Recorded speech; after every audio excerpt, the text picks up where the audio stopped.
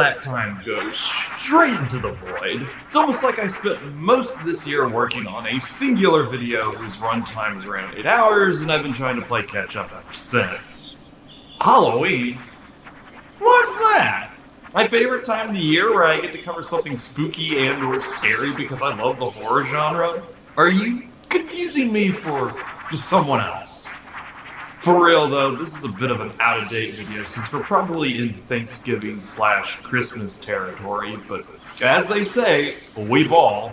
And, well, nothing's really stopping me from choosing to do a scary game outside of October. There's not like a hive mind that controls what I can and can't do. Or maybe there is, but I don't know. Anywho, make sure to like, comment, subscribe, and share the video around. Or don't. I ain't your Uncle Grandpa. However that works.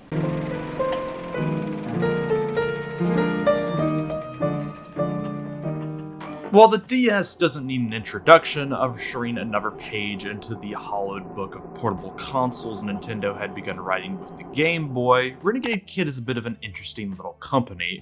The two heads of the developer were, as Kid has gone defunct since August 29th, 2016, Greg Hargrove and Jules Watson, two veterans of Acclaim's Iguana Entertainment subsidiary.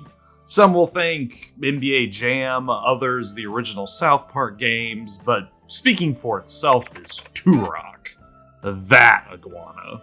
Funnily enough, only Jules worked on the Dinosaur Hunter series as a designer for Seeds of Evil and Evolution, though of the two, he had less years at the company. Greg was basically on the cutting room floor, his first title with Acclaim being Arrow the Acrobat 2, a forgotten sequel to a first Mascot Boom background character vying for the spotlight. Okay, maybe a bit too harsh, as the original Acrobat turned a good profit to the point that Iguana was subsidized by Acclaim, but excuse my digression. Acrobat 2 was 94. Jules didn't join until 98 with Iggy's Wreckin' Balls, though both stayed with the company in leadership roles, Jules designer, Greg artist, until its closure in 2004. The two had a lot of overlap in the titles they worked on, notably Chef's Love Shack and Showdown Legends of Wrestling, one of the final titles under the Iguana/Acclaim Austin brand. It feels weird to begin at the end, but that is where Renegade Kid starts. Iguana's death, which also happens to be the death of Acclaim. The early 2000s were horrible to the lounge lizard and its owner, particularly because, well, Acclaim just wasn't that great of a publisher, or business partner, or company in general. Practically all of Acclaim's licenses were just that. Licenses loaned out to the company for them to publish a game. That meant they were stringent to the royalty system, and if games don't sell, you can't pay the license holders royalties to keep using said license. Man, it would be bad if your company that needs to sell games to stay afloat to keep license holders happy if there were a ton of controversy soiling your company's name in the mainstream. I don't have all the time in the world to run down Acclaim's blunders, so I'll hit the high notes. Acclaim was responsible for the Turok money giveaway. Highlight from CNET. New York publisher Acclaim Entertainment unveiled the latest marketing gimmick Tuesday, offering $10,000 to parents who named their newborn child after the dinosaur-slaying hero of the upcoming game Turok Evolution. The Shadow Man 2 gravestone advertisement. Highlight from The Guardian. Acclaim Entertainment said yesterday that it would pay relatives of the recently bereaved in return for placing small billboards on headstones, and that the offer might particularly interest poorer families. The Burnout 2 speeding ticket reimbursement. Highlight from Game Developer. As publishers continue to up the ante with inane marketing ploys, it's easy to see that many of them believe that any press is good press. Case in point, Acclaim's recent offer to pay speeding tickets of UK drivers in a stunt to promote its upcoming game, Burnout 2 Point of Impact. the company has offered to cover the traffic fines of any driver caught speeding on October 11th, which is the launch date of the game. The country's government was not amused by the ploy, however. Officials fear that the offer will only encourage reckless driving and could cause injuries and accidents, for which Acclaim does not offer restitution. And just the whole of BMX XXX. I'm reminded that this was the same era of the Guy game, as that abomination came out 2 years after XXX. A game that is actually illegal to own because one of the co-eds in the title was not of age. But that's its own story connected to a different Iguana employee. Maybe when I do Metroid Prime? Back to the Fallout, Acclaim shit really hit the fan come 2004, as practically everyone was wanting their share owed to them. Mary-Kate and Ashley, Turok Owners Classic Media, the Major League Baseball Players Association, and GMAC Commercial Finance. They were bleeding money from settlements or having licensors pull out. The real death blow, though, goes to that last entity I mentioned. GMAC were loaning to Acclaim, and they were a hungry shark. From IGN, on Monday, the struggling game publisher made public its intention to extend a loan from primary lender GMAC Commercial Finance. The loan had expired, and Acclaim warned that if continuing negotiations with a new lender were unsuccessful, the company may have to file for bankruptcy protection. GMAC Commercial Finance is still waiting to hear the result of loan negotiations before seeking its debt, and Acclaim reported it was negotiating a proposed $65 million loan with an unnamed new lender. There is no new news on these talks. Ultimately, everything fell through. By the time of the talks, Acclaim was closing a number of their offices or had already done such, so when they did fall apart, Acclaim was placed right up on the auction block. There is also a bit of ska in that some employees may or may not have been paid during the end times of the company, further hurting Acclaim's reputation. Funnily enough, it's an article in Newsday, Soulfolk edition, that strikes the heart of Acclaim's issue and why they failed. Similarly, because of Acclaim's misses, consumers began avoiding its games. Cassavin said he thinks the licensing and marketing angles became more important than quality. In fact, one of Acclaim's biggest recent releases was 2002's Turok Evolution, which was backed with an $8 million marketing campaign. The game went on to receive lukewarm reviews and generate disappointing sales. This is a through line in Acclaim's entire existence. You don't have to spit far to hit absolute shit. WWF Warzone and Attitude, ECW Hardcore Revolution and Anarchy Rules, Batman Forever, Batman and Robin, the early South Park games. You get my point. Even publishing-wise, they were beyond hit or miss. For every freestyle BMX or Burnout, you had shoddily produced licensed shovelware to pick up the slack. It really is the epitome of make good or fun games and people will come. Cause at the end of the day, that's all that really matters. I'm getting flash forwards to the likes of Evolve and Concord. Two games so busy with marketing appeal and all these logistics that the end product wasn't fun. No one, well, mostly no one, you know who you are, and I have mad respect for your love of Evolve, wanted to play either because they were boring and bad, not because of some other issue that grifters might make you think. They don't play games, so they wouldn't know. That's why I despise video game adjacent grifters more than others. Where was I before that rant? Right, Greg and Jules getting laid off. The two had developed a close friendship over their time at Iguana, so during the down period of, not having a stable job, Greg and Jules cycled through ideas in between freelance gigs. And the Nintendo DS had just hit the scene by 2004, and with it, a revelation. The dual-screen portable had about the same power as a Nintendo 64. Why not take advantage of that and develop an FPS? That's what Jules explains to Silkanira. Renegade Kid was founded in early 2007 by myself and longtime friend and colleague Greg Hargrove. At that time, Greg and I had already worked together on many video game projects in the 12 plus years prior to forming Renegade Kid. Our focus was very pure and simple at the beginning: make a first-person survival horror game for the Nintendo DS. With our previous experience working on the Nintendo 64, we were confident the DS could handle it. So the two, joined by programmer Bob Ives, a non-Iguana employee, so I don't know how the two met him, began crafting a technical demo to show to publishers. It really was 3 guys, the sweat on their brow and the money in their pockets, and quite a bit of confidence. One of the first publishers the trio sought out was Konami. Renegade Kid's idea was steeped in horror, so it was a sound plan to approach one of the codifiers of survival horror and maybe get the Silent Hill license to work with. Surprisingly, Konami said no. In an IGN interview with Watson, we get the following. Watson elaborated on the Silent Hill DS possibility of IGN, saying the first pitch happened at GDC 2007 before Renegade teamed up with Gamecock. Our goal was always to release The Ward as an original game, but we were also open to the idea of turning it into a licensed horror game and approached Konami to see if they wanted to work together to mold it into a Silent Hill game for the Nintendo DS. However, the meeting with Konami didn't go too well for Watson and Renegade Kid. They were kind enough to meet with us, but the meeting only lasted a few minutes and ended with their representative saying they wouldn't let a team like us handle the Silent Hill license.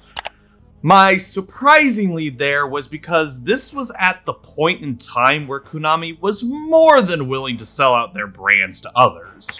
We got Silent Hill Origins in 07 after all. And what a shit game that is. But no matter, that didn't deter the three and they wound up finding Gamecock Media to be the publisher for their newly titled game, Dementium, The Ward. Originally, during the prototype, it was just called The Ward, so they added the Dementium to it. Much of Dementium The Ward's story comes from the lads wanting to push the DS to its limits as a portable Nintendo 64, but since I've already gone over that, yeah. Dementium would see release Halloween Day of 07 in America, with Europe getting it in April of 09. It proved to be a hit, leading to a sequel where things get a bit murky. Rights would get lost, regained, Renegade Kid would dissolve, Hargrove would die of cancer, and a whole slew of other noteworthy things I'll save for if and when I do Dementium 2. I guess this leaves me off with the remaster on the 3DS, which I'm assuming you can't get anymore due to the eShop's closure, and the version of it on Switch and PlayStation. I stuck with the original version on DS, so I used Disumi as my emulator. And yeah, first DS title for the channel, so be prepared for the layout in 3, 2, 1.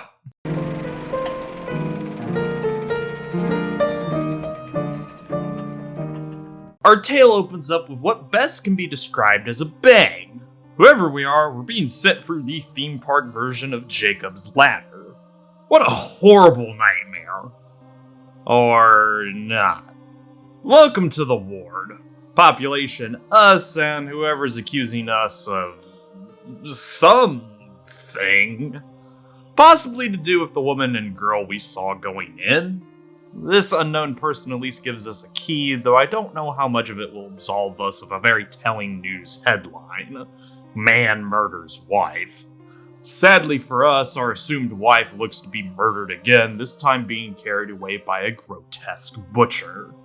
No matter, even though the hospital's on lockdown, a code written in blood gives us a way past a door into a guard's room. Nightstick, flashlight, and map in hand, our only way is up, though some strange zombie men try to impede progress. These freaks have an open chest cavity ripe for a battering. Climbing the catwalks of the rooftop, we encounter more freaks and arm ourselves with a pistol when a survivor gets freaked. Want me? Come on over and get me, freak, that's right. A little closer. Wait, you're not one of them? Oh man, we're gonna... Oh.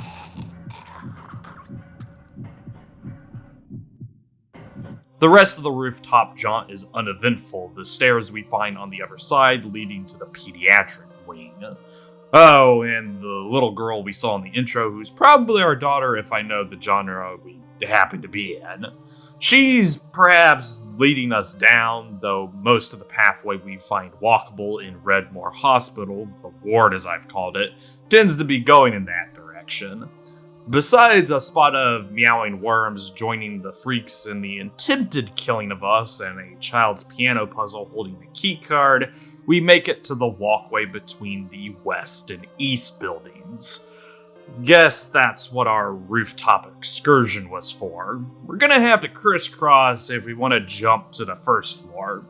I'm not in the mood for my musical references. Some screaming heads safeguard the 6th floor of the east building, but we gun them down.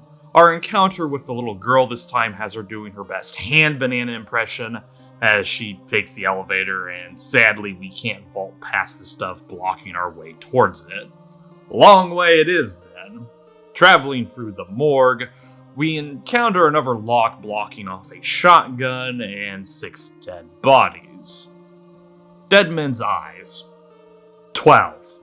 Or 012. Buckshot's going to be more effective against the cleaver than a piddly pistol, a thought process we put into action when we finally square off with the beast.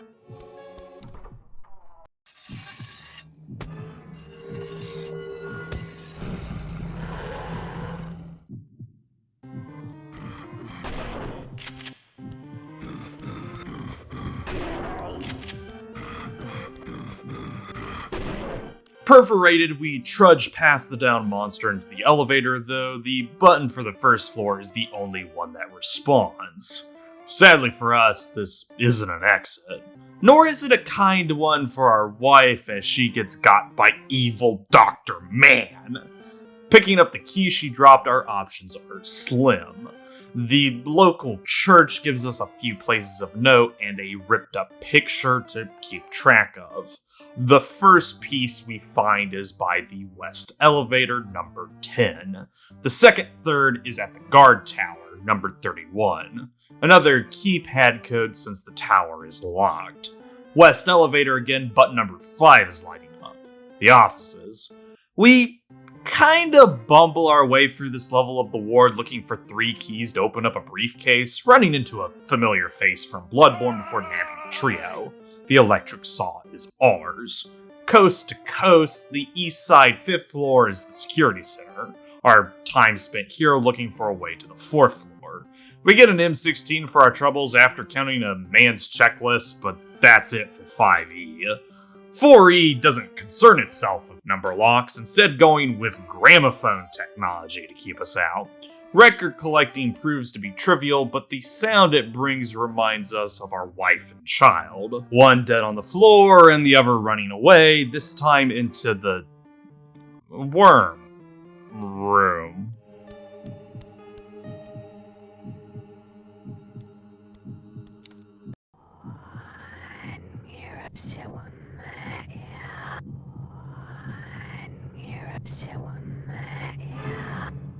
Pose.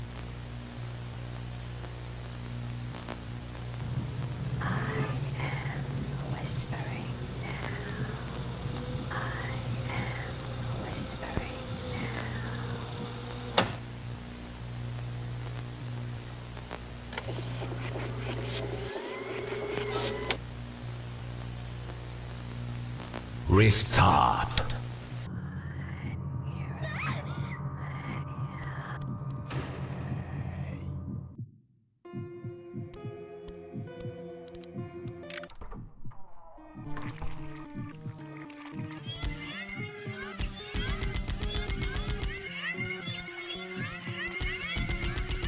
Hey, at least we ain't fighting a bed monster in a flesh pit.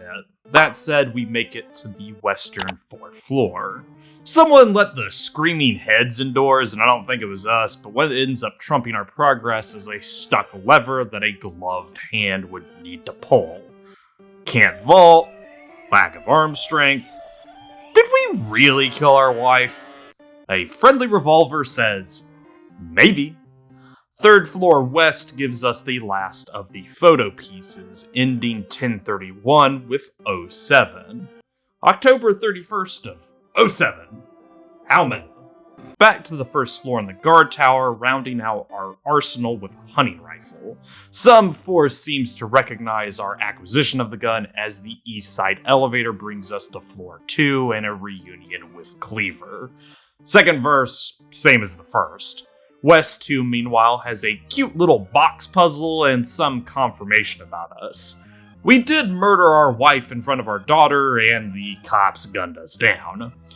Maybe we are climbing the ladder. Not wanting to be left out, Wheelchair ambushes us at the 1st floor of the west building, but like with Cleaver, it isn't a fight. Finally, though, we get some answers on the eastern 1st floor. Evil Dr. Man taunts us with a name drop of Mr. Redmore.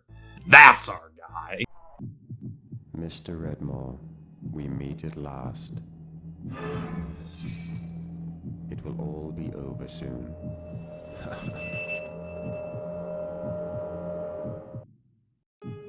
Having enough of this hospital suspiciously named after him, Redmore gives chase after Dr. Man, cornering him in the basement. A struggle ensues, though while Redmore seemingly defeats Man and leaves the ward, our story ends with the doctor concluding that Phase 1 has been completed.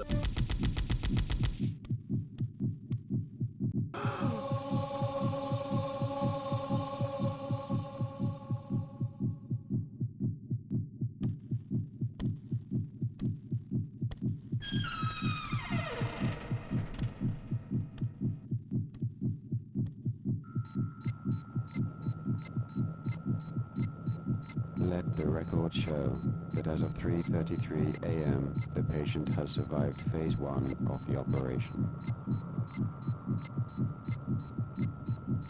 Prepare for Phase 2. Dementium seems to follow the breadcrumb trail of storytelling, but mostly because I think there's barely a concept here. Original concept, I should specify. I hope you love your send-ups to Silent Hill and Jacob's Ladder, as Dementium was born from that same craft, but instead of presenting a disjointly told yet complete story, as Silent Hill 2 and Jacob's Ladder don't carry a traditional narrative, but there exists an arc. Dementium seems to think that sprinklings and hintings of plot are an excuse to not have one. It's a jigsaw with pieces missing, and the edges and centers we have are coated in a paint clearly meant to distract from that fact. The only concrete evidence Dementium presents is that Mr. Redmore, our player character, went on a domestic rampage, killing his wife. He was shot by the cops, and the whole adventure takes place inside his head as he's being operated on by evil Dr. Man, who may or may not be evil or exist because Redmore is in a medically unreliable coma. Disregarding the information we learn in the sequel, it gets real stupid to hilarious degrees. The singular outcome I can come to explain why Redmore is trapped in the labyrinth of the mind is that he's experiencing some form of guilt, thus his brain is mashing together his real-life surroundings together with nightmarish entities. But that just leads me back to the whole "this story has barely legs to stand on" ordeal I've highlighted. Because we know this takes place in Redmore's head, I don't want to take the words of the evil doctor or the whole ending cinematic with any grain of salt due to the dreamlike quality Dementium has chosen to go with. Phase 1 could be utter bollocks that Redmore's brain is trying to formulate to explain the trauma of having the cops gun him down into a coma. Again, Dementium is all style over substance, as cracks appear all over the damn place under any scrutiny. Why a hospital with his name as the setting? Outside of relating to the trapped in the mind angle, there's no greater symbolism akin to how a Silent Hill is for the likes of James Sunderland. Silent Hill represents a better time in James's life, so for it to be a rundown dump drifting between foggy and mysterious village to nightmarish hellscape in the runtime of SH2 hints to the greater turmoil in James's mind, the reality of what has led up to the events of the game. The town reflects James's psyche back at him, which, because we don't know much about Mr. Redmore, faults another crack on the surface of Dementium's already tenuous narrative. We practically know nothing about Mr. Redmore besides the fact that he killed his wife, so any connection I can have to the man is pretty null. Hard to be sympathetic to a guy when the story does nothing to prop up his better half and only gives you the statement, "Oh yeah, this guy killed his wife." You need more to care about the main character besides being able to play as them. I, unless I'm mistaken, think Dementium wants you to at least be empathetic, if not sympathetic, to Mr. Redmore. I think. All I have for the man is apathy, as he might as well be a formless mass lacking a personality. There's nothing to glean or gloss, which is a shame because this style of narrative suits itself to diegetic or unspoken storytelling. Why, on Chaos's vacant Earth, do none of the enemies relate to Mr. Redmore or his background?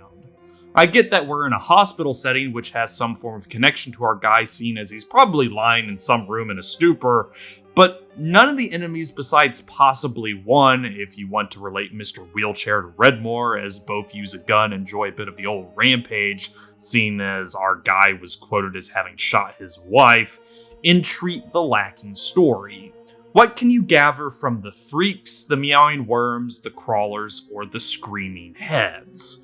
If this was Resident Evil or another horror game that doesn't ponder with the metaphorical, Outlast and Killing Floor and other prime examples, there wouldn't be as much importance to the symbology of what you go up against. The three games take a hard stance of reality, so I'm not wondering about the allegorical nature of Umbrella's BOWs, Horizon's experiments, or the patients at Mount Massive as they relate to who you play as. They don't exist as a fragmentation of the main character's will or mind. I'm framing it this way as the various victims of Mount Massive do have a relation to the company running the Wallrider experiments where you can draw up figurativeness, but that's connecting dots away from the main character and if what they're experiencing is real or not, and is a massive digression from the point.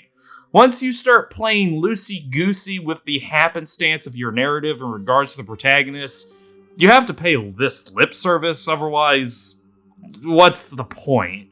Why go the "it was all a dream" route if nothing but the bare minimum in the dream relates to our main character in any way? You know it's bad if Dave Waskovich's Tartarus, the follow-up to Suburban Sasquatch, understands the importance of layering in a dreamlike vista. And that's a horrible example for me to bring up, as the effort there is just above an F grade. Such damnation by faint praise for Dementium. Going even further ahead, non-horror related titles understand the strengths of this style of plot or having a disconnect from the real world. Persona 4 bases its bosses off symbolism. If I have an apt metaphor for Dementium's plot, it's an empty puff pastry. All you get is fluff with none of the filling. And while this can work for the story of some games, Vanquish and Postal 2 are hardly the bastions of deep storytelling. It was a poor decision for Dementium to attempt to sail on this wave at half-mast.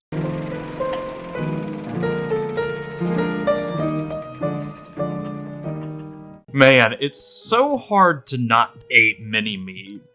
Must not steal catchphrase. Dementium the Ward is impressive on a graphics front? That clears? I hope it does.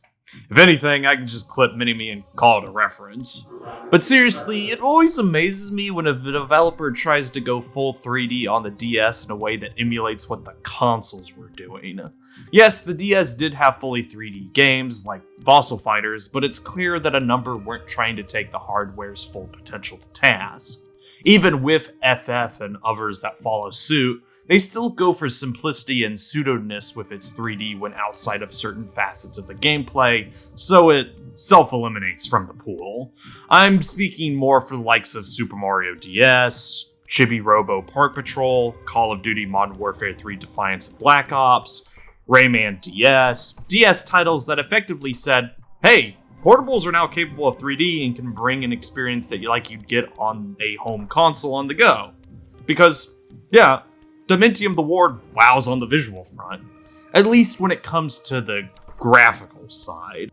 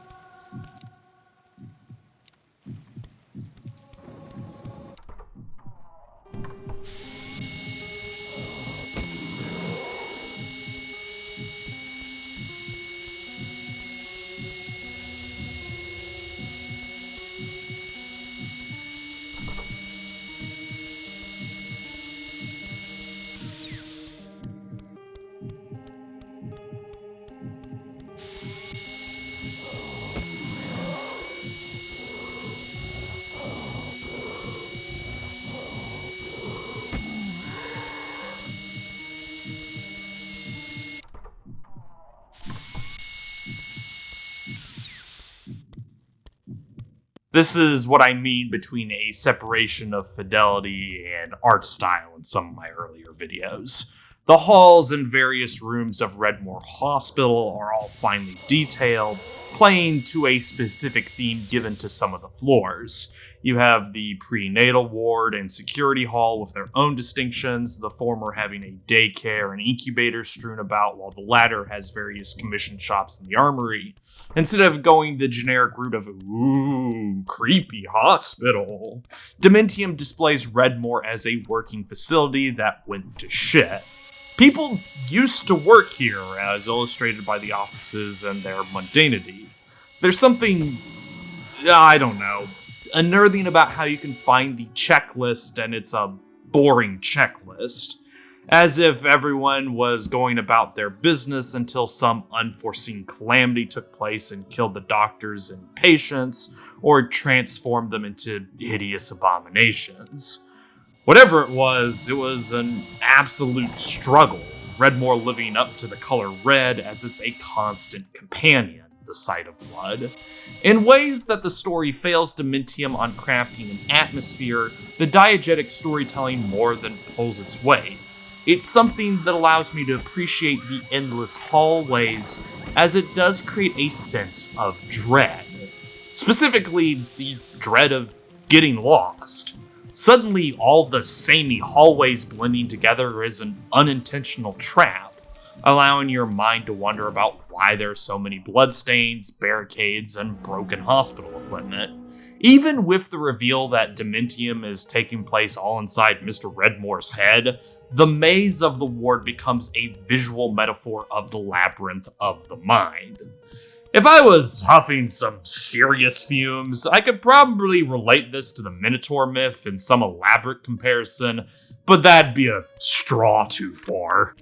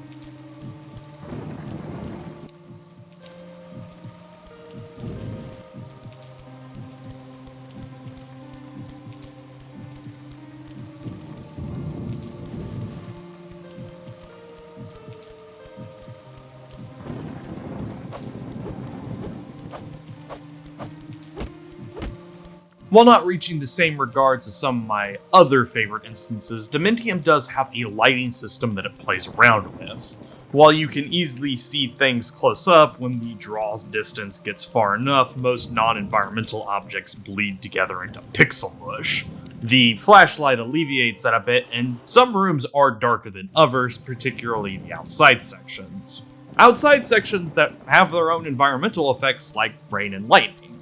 Still, for as much as I can big up the graphics, art direction-wise, this is some real bargain bin hours. The most creative Dementium gets with its lineup are the Freaks, and even then I get a smack bang off of the Suffering with that game's Slayers or Carnival's Gimp enemies. I'm saying that while they might be visually distinct for Dementium compared to the rest of the lot, as the star, they don't stand out in a sea of various nasties I've put down in other horror games. But there's at least something there if struggling to deal with the fact that Dementium's art direction deals in mostly beige. The worms, crawlers, and screaming heads can be distilled by their name, and outside of their sound cues, another sore spot for Dementium, they are forgettable. It really is worm, head, crawling torso. What else do you want me to say? Making mountains out of molehills, except for when you're playing on creative, is a nigh impossibility. The bosses aren't much better, but I can get a laugh out of Wheelchair for not fitting at all with his contemporaries. Cleaver, for a plain design he is, has minor visual relations to the Freaks, while Wormwall and Evil Dr. Man don't shake things up too much. Wheelchair comes barreling out the gate as one goofy motherfucker. I could buy it with Bloodborne as its wheelchair Gatling gun toting murder grandpas were the desperate townsfolk wanting to end the beast scourge. 'Tis the nature of the hunt. But seeing one appear with no build-up in a game that has stuck strictly to gross monstrosities of the vague hospital kind throws me for a loop.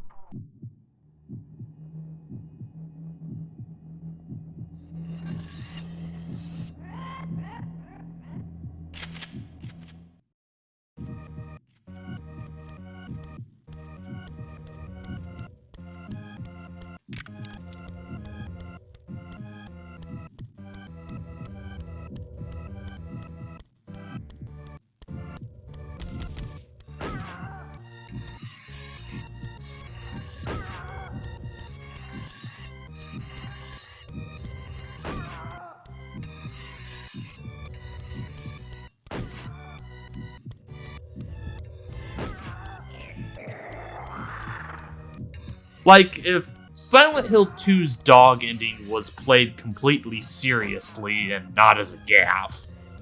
Could be worse, the sound direction could be a mishmash. 2 words. Meowing worms. For as good as the DS could be with its sound chip, that still didn't save it from the occasional miss or 3. I don't even know how to really express my ironic love of Dementium sound design and music. It is that strange. Most of the OST is piano backed by chanting and humming, which is fine, but then all the boss themes are these weird chiptunes that sound like a cat trying to tickle the ivories. Wheelchair especially is so noticeable in the track listing because of this. Meanwhile, these sounds run the gamut between passable if stock, to ear bleeding, to why. If you ever pull out the electric saw, it always rattles along even when not using it, and the damn thing has a terribly high pitch that it feels like a punishment. I've already mentioned the worms and their meowing, but even the crawlers have a vocalization of some kind. Cleaver's grunting puts any kind of threat he poses right under the floorboards. Dude has to be careful lest he suffer from exhaustion. It is a presentation of two halves, as this is one of the best looking DS games, but sure doesn't sound like it.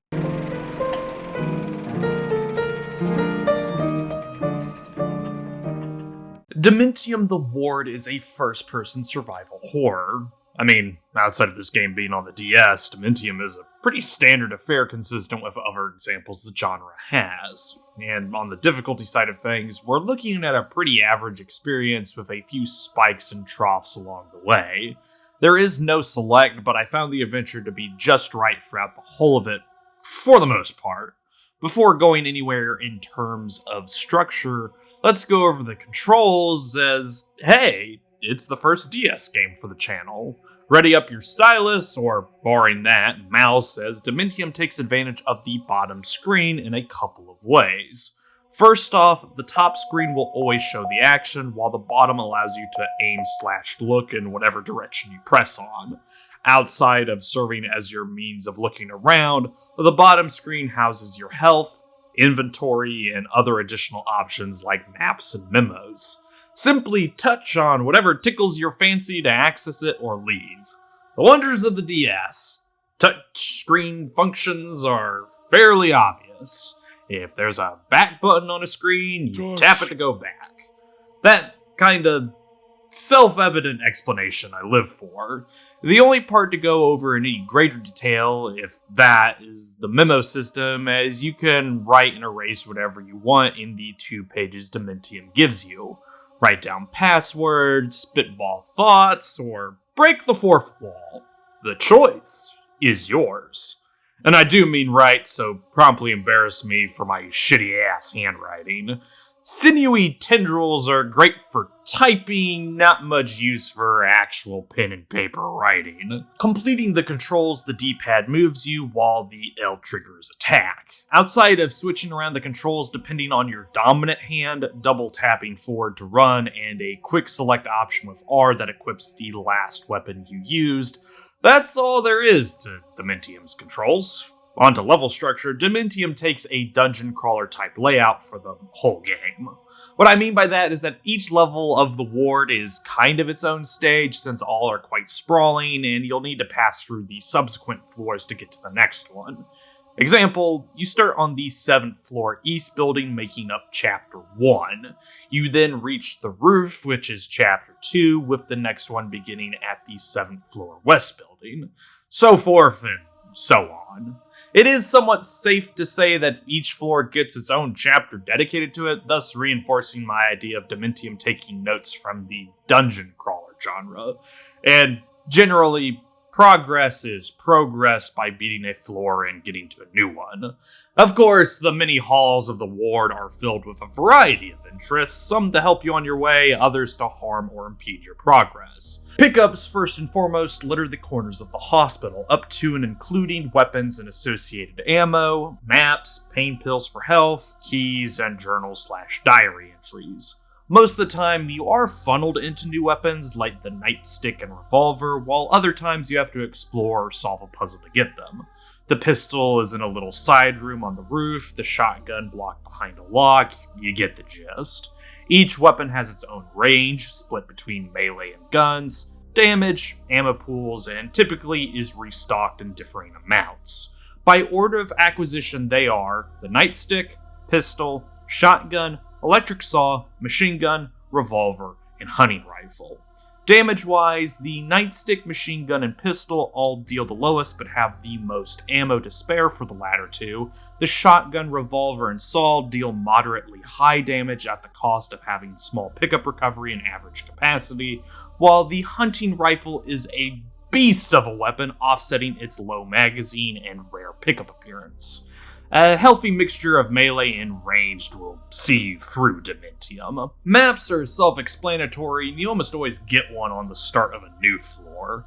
Pain pills are strewn about haphazardly and heal 2 pips per bottle, allowing me to cover health. Mr. Redmore's HP is displayed on the bottom screen, enemy attacks doing between 1 to 4 units of damage depending on what it is. When HP drops to 0, game over, restart at the beginning of chapter. Don't let that happen, as with how lengthy some of the floor plans can be, a reset can eat into your sanity.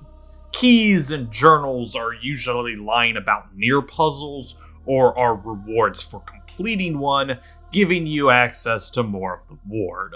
The puzzles, if I may break away from the current topic, involve either gathering together a code or solving for a code by way of mathematical deduction.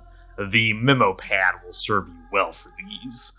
Making up the bulk of blockages, however, as puzzles are thrown at you once every 2 or so chapters, are the hideous hordes of the hospital.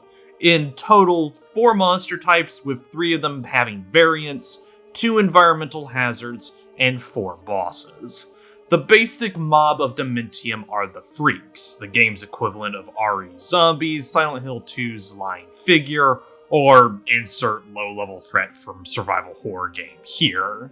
You can mog them reliably with any weapon, and they only do 1 point of damage, though they can come in packs of 2 to 3, and Redmore can be comboed by their blows if you aren't careful.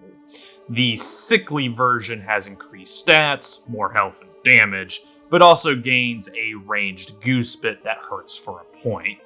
You are better off beating down the regular version with the nightstick and gunning down the sickly ones, unless you have the electric saw, which is useful for most standard monsters. Worms are the swarming threat, dealing only 1 damage, but come out of a can in globs of 5 to 10.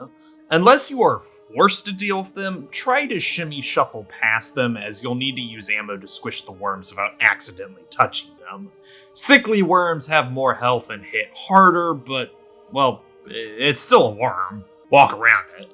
Crawlers are the mostly ranged opposition, doing as their name suggests and sticking either to the ground or ceiling to spit at you. Lacking an upgrade, crawlers deal middling damage, but are a bit tanky and need a number of whacks or bullets to put down. Best bet is the shotgun or revolver, as it clears them in 2 shots and can disrupt their spitting by way of a critical hit. Criticals are when you strike a monster's weak point, dealing more damage and potentially blowing off a limb. For crawlers and most bosses, it's the head. For freaks, their heart center of mass. Completing the basic brawlers, the screaming heads and their stronger cousins have but a single strategy: fly right into you. Like I said about dying, don't let them do that. It is one of the most damaging attacks in the game. The saw was made for them, but without it, you can go for snapshots with a gun of your choosing. There's no such thing as wasted ammo on a screaming head. Bringing up the rear are the cockroaches and fly swarms, as they act more as a living environmental hazard as opposed to an enemy. Cockroaches will clump around you if you don't have your flashlight on, while I think flies work the opposite. I never really knew what to do to get around them outside of just taking the hit, but both only do a single point of damage. A trait that all the fiends share is that once they see or hear you, they'll beeline to your position, so either make a quick getaway or stand your ground. While I'm not saying you can't stealth through Dementium, it is a tad bit difficult to do, as it requires enemies to not be looking in your direction. Functionally, Redmore is as quiet as a church mouse when walking, so he can slip by if a monster is unaware. He makes a little bit of noise when running, and if the electric saw is out, everyone in the tri-state area can zero in on Redmore's location. Guns are the same way when you fire them. Compared to the riffraff, bosses diversify their strategy somewhat. Bosses tend to be damage sponges, a la shoot it until it dies, but whereas Cleaver is more akin to the regular mobs content with chasing you, Wheelchair, Worm Wall, and Evil Dr. Man approach you differently. key. Wheelchair will keep his distance to shoot, worm wall spawns in worms, and man will try to close the gap, but can also force choke you unless you knock him out of that state by hitting his hands. To round this section out, your progress in the game gets saved each time you reach a new chapter, which is where I think you will start if you quit out via the menu. I don't really know, and I'll elaborate on this a bit more when we get to a later tab. It involves the whole dying aspect.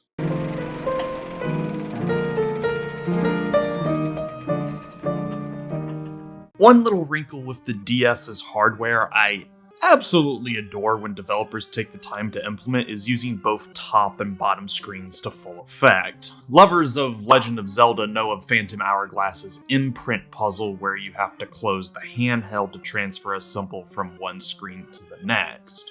While not to that degree, Dementium does have its own fun with the screen's relationship in the shape of the memos.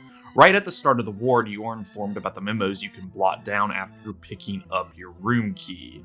Not only an infinite source of entertainment, as you can write down whatever comes across your mind, "Hello, fourth wall, you can't escape me," it is pivotal to the puzzles of Dementium. Right from the first puzzle of the game, you learn how interconnected the message pad is to them. While a simple door code is hardly a brain teaser, remembering a 6-digit code off the top of your head isn't the easiest combination to recall. But you never have to worry about misremembering a set of numbers, as you can write them down and instantly recall the exact set. Going a step further, as numbers in an order is a simple memory test, the piano puzzle is where the memo shines forth with its true strength. Reminiscent of a few other puzzles in the horror genre, the definer being Silent Hill 1's music room piano keys, Dementium tasks you with playing out the code dead with a toy version of the instrument. Before getting into the room housing the baby piano, you're given a diagram of the exact layout of the keys and which minor they are in. Nothing is stopping you, in fact, you are encouraged from jotting down the whole picture so you can essentially overlay the map of the piano into the keys to know which exact ones you need to hit for the code. But the memo pad works more than just keeping track of puzzle solutions, as it works as a canvas for remembering certain places of interest to check out. The church acts as a junction where a number of key places are given to you: the guard tower, the 3rd floor west building, and the western elevator. Instead of cramming your mind chock full of things to remember, you can write them down and keep a live checklist for the milestones. It's why, even though I dislike the key hunt for the electric saw, as it really is a fetch quest all over the damn place, you can write down the spots the letter gives you to make sure you check them out as you head through that section of the ward. Perhaps my favorite puzzle in the whole adventure is the door with no handle, as it is a combination math problem and decoder. On examination of the box and door that make up the crux of the puzzle, you are given a 4-letter passcode and a series of numbers: 11, 6, 25, and 10. The only key you are given is that 10 equals E, but what makes up 10? If you count the letters of the alphabet, E is the 5th letter in the 26, but 10 equals E. Okay, so add 5 to 5 and that gives you 10, thus equaling E and giving us the scale. 11 would be F, as it's the letter after E. 10 minus 5 is 5, which then you would add 1 to get 6 for A, since it's the first letter, and 25 would be 5 plus 20. The 20th letter of the alphabet is T. 11, 6, 25, and 10 would spell out fate. You can work this all out without ever having to step away from Dementium, because the game gives you a space to spitball ideas out and make connections. Like with how the dead men lock is simple math, the only thing you need to keep track of is how many bodies are in the morgue, which you can count up with the memos. It's a mechanic that quite a few games would benefit to have instead of having to rely on memory or getting a physical piece of paper / using phone memos. It's something that always made me wonder about horror protagonists that find themselves solving puzzles. Why don't they write down door combinations or key solutions to the problems they tend to find themselves in?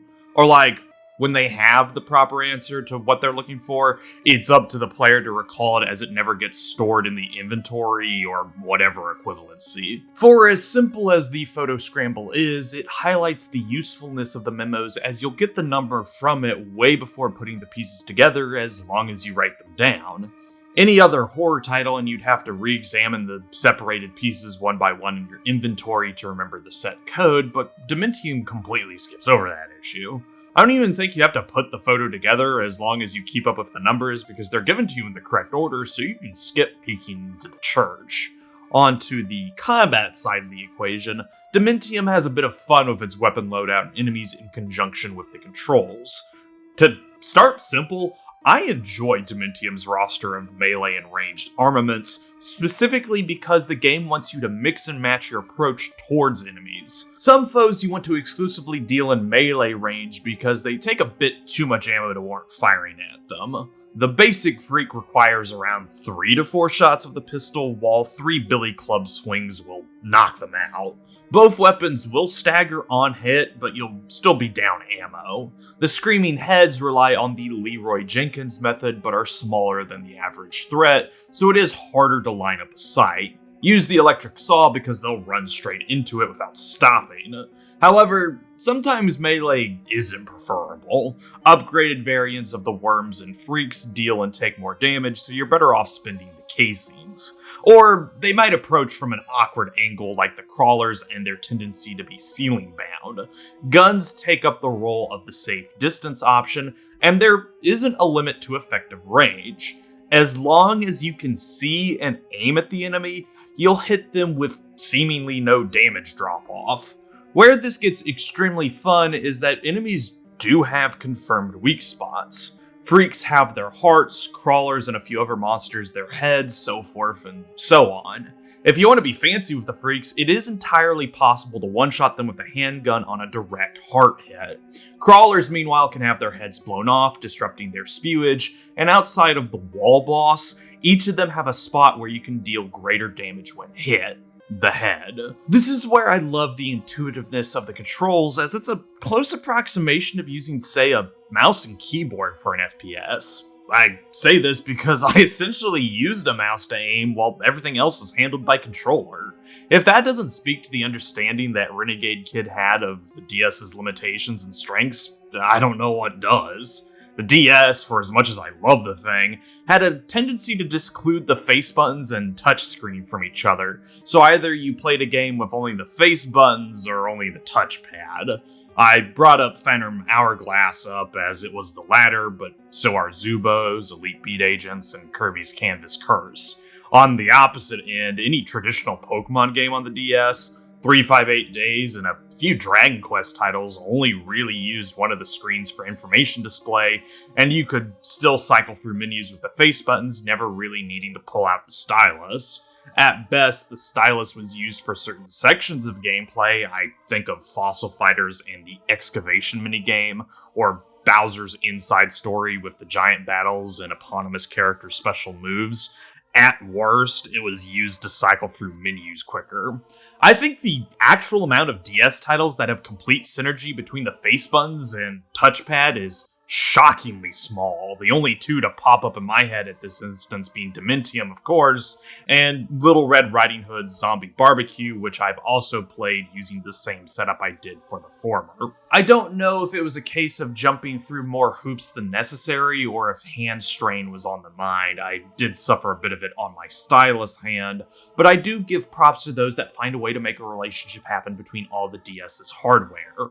Back to the topic of weapons, it is a solid lineup with 2 flavors of melee option and 5 guns. While the Billy Club is a desperation weapon past the halfway point of Dementium, the electric saw is up there when it comes to an enjoyable survival horror tool. For the most part. It's effectively a chainsaw on steroids, as it lacks a startup period when using it, or grace window when hitting anything, and outside the issue I'll come forward with in bad, yeah, it fucks. If you can reach it, the electric saw will mulch it. On the firing range, while it is a standard fare, a pistol, shotgun, an assault rifle, revolver, and a hunting rifle, each besides the pistol is effective in its own right. Not to shit-can the pistol, it's fine for when you get it, but it gets easily replaced by the assault rifle if you bother to find it, which you should. Comparable to damage, the shotgun and revolver hit at the same level, but are offsets to the other.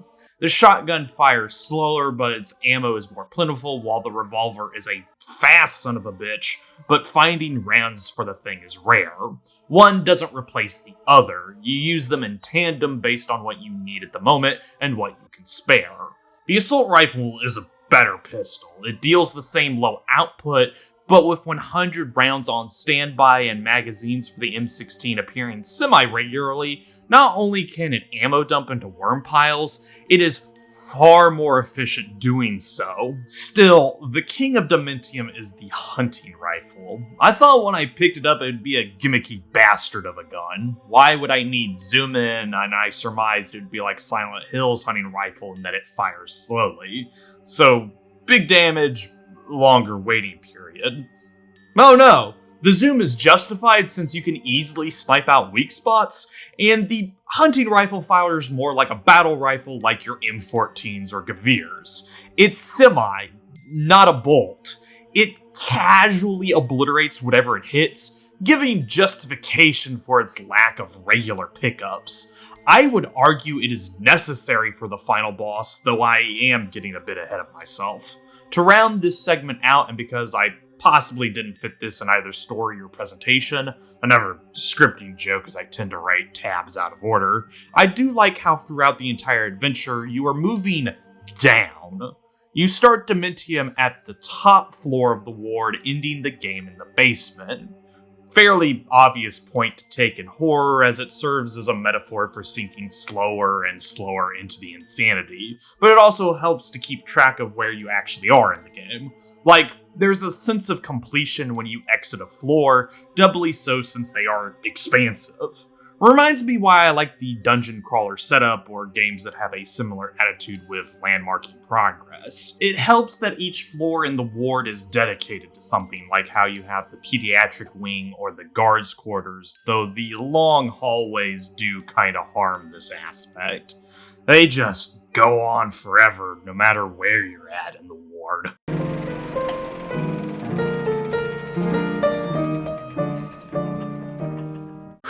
Ooh, boy. You want to talk about an awful checkpoint system? Well, that's my job, so I'm gonna talk about an awful checkpoint system. If you're playing the remaster on Switch, you don't have to worry about this. The DS original, complete each chapter in one go. Die at any time, whether to a simple mistake or by being worn down throughout the somewhat lengthy stages in the back half. Go back to start with nary your dick in your hand and time vanish to the void.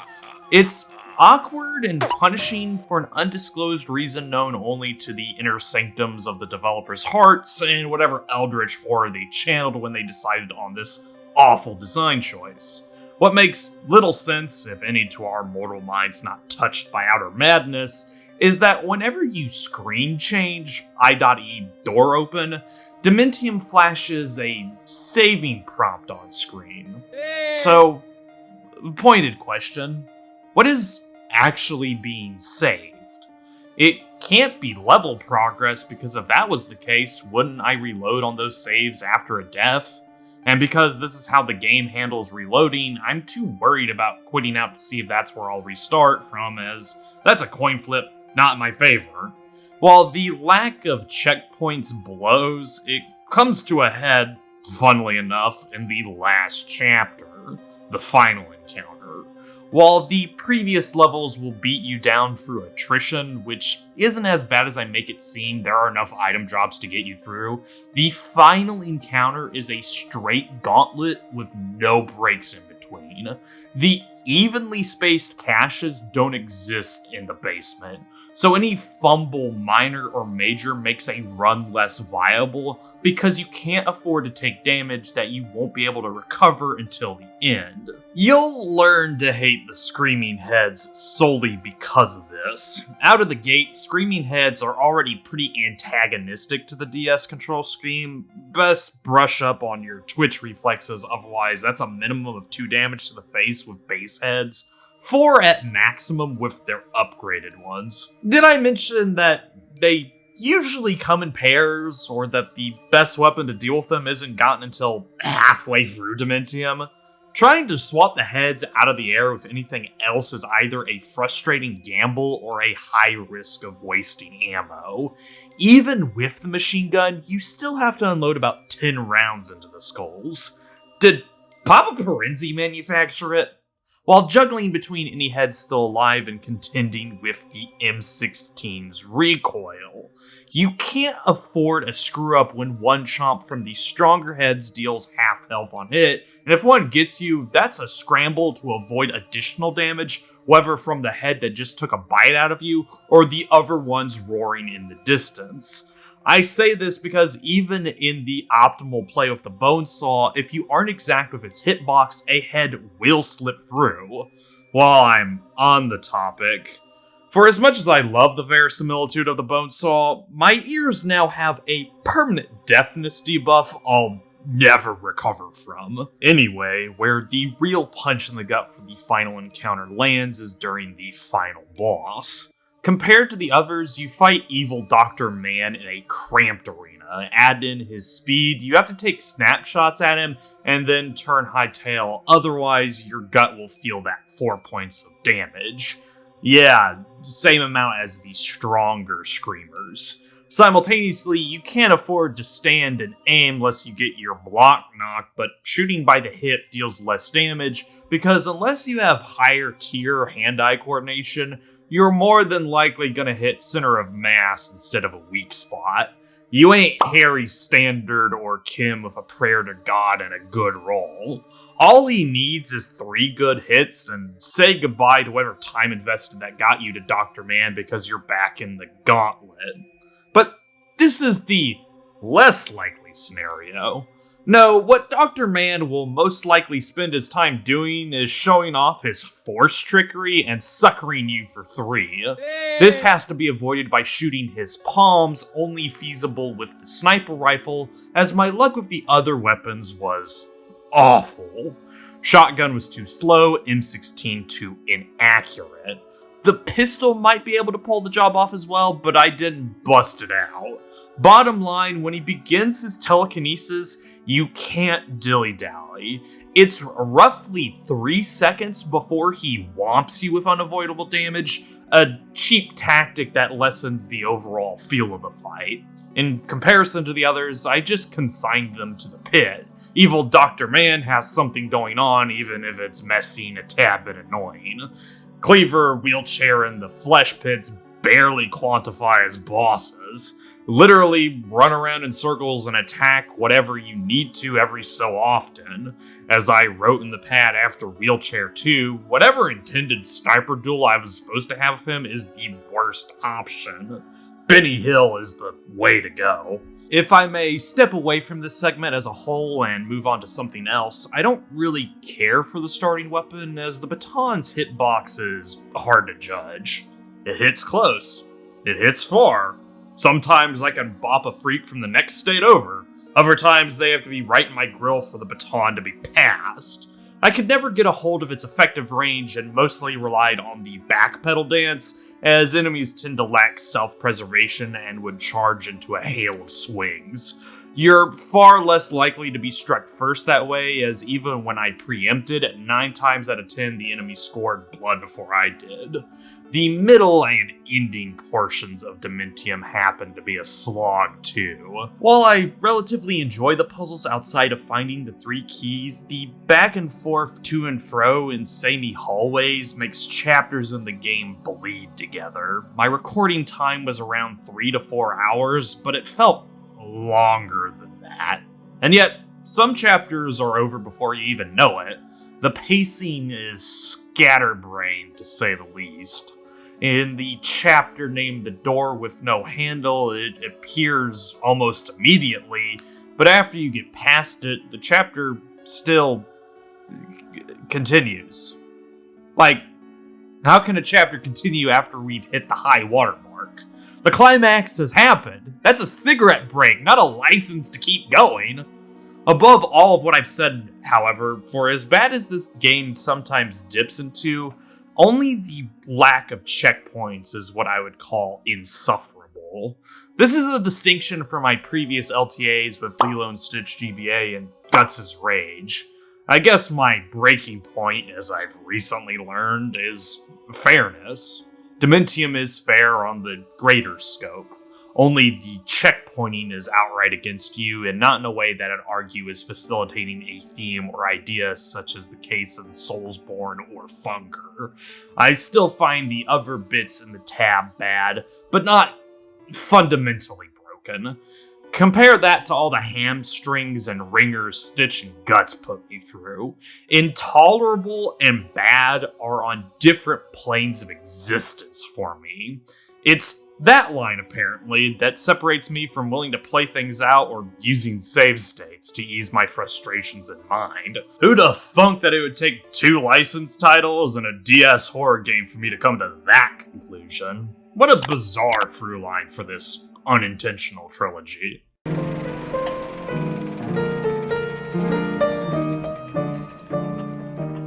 Dementium the Ward, despite its flaws, is enjoyable for the most part. It has problems, the biggest one, the horrible saving system, but there exists enough good for me to overlook it and suffer the bad. I enjoy the interplay between the puzzles and the note-taking mechanic. One of my favorite applications of the DS's hardware. The puzzles themselves hit that right level of not too easy but still requiring you to think. The combat is solid and shares a few intricacies. I like the weapon lineup as each new tool is introduced right when you need it, with only 2 feeling underwhelming.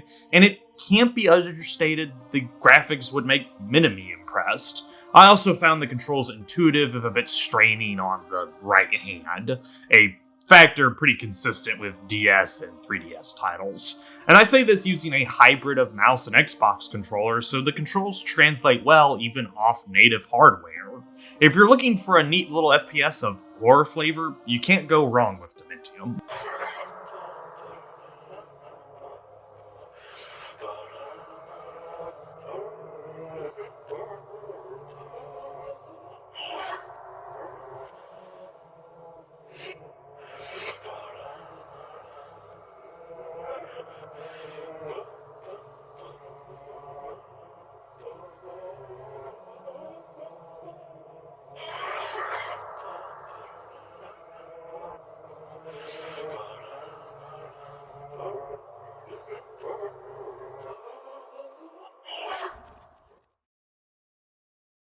Now it's a matter if I decide to cover Dementium 2 or not. A game that is, well, hilariously goofy and makes the already limp story of Dementium that more shambolic.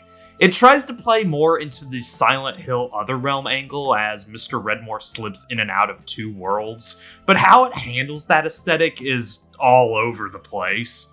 Granted, outside of what it means for evil Dr. Man, I think that's what makes Dementium a charming series, as it never truly grasps onto pure horror and goes right into B-movie territory.